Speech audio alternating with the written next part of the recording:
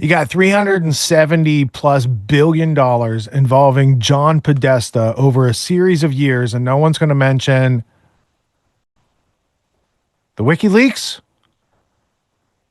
or aside from Wikileaks, do you know what a chief of staff does for a president?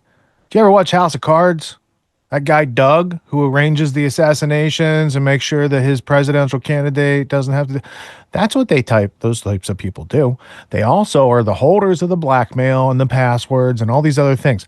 And Podesta famously, he had a password of password, which is what started the whole WikiLeaks, Hillary Clinton email campaign, archive, and all the various things that got put into that. Because that scandal that was tying in people like Podesta and other people he was working with, some real heavyweights, they are tied together through a George Soros extended foundation of his Open Societies Foundation, using a proxy of American Bridge 21st Century to give money to the place where the thing took place. And, you know, these other things that happened along the way, they're not going to be mentioned by the Matt Taibbi, even though once upon a time he was telling you about the giant vampire squid of Goldman Sachs and those sort of things. It's like he walks right up to the line and then he's like telling you a story about Russia instead of the actual story that's still unfolding in this country, which involves people like Joseph Robinette Biden, who used to allegedly, according to his daughter's diary, take showers with her in an inappropriate way.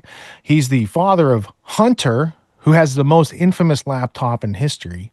You know, those types of things, the hugging of the kids, all those types of things. You need to layer all those things together and then see what the picture is.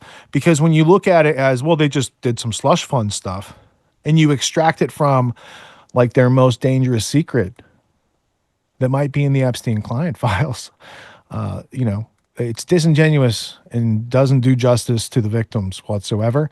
And it helps to run cover for people to continue doing that. Just like Mark Thompson going in at New York Times right when that incident was happening.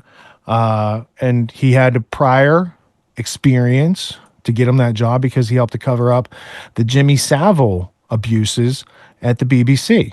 So there's a lot to that. And $370 plus billion is worthy of scrutiny. And I think that they should figure out where that money went, because I bet they uncover some of the human trafficking aspects that unfortunately still go on with those NGOs and other foundations like the Clinton Foundation.